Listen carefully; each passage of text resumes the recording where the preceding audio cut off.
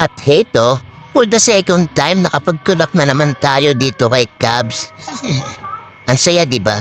Naubusan kasi kami ng gasolina. Di namin inaasahan na wala na palang gasolina. Buti na lang talaga natirikan tayo ng malapit na sa gasolinahan. Kung hindi, tapos na naman tayo sa pagtutulak. Kung dati-rate, naglalakad lang tayo, 100 lang yung budget natin. Ngayon, may motor na tayo. Higit 100 na ang gastos natin. Gasolina pa lang, yung tipo may pampakain mo na lang. Napupunta pa sa gasolina ng motor natin. Wala tayong magagawa, ganun talaga ang buhay. Ang bilis kasi tumagas ng gasolina ko, ang bilis niya kumain, ang bilis niya magutuman. Ay nako, siguro yung 100 piso ko nagagasolina dito kay Cubs sa motor natin.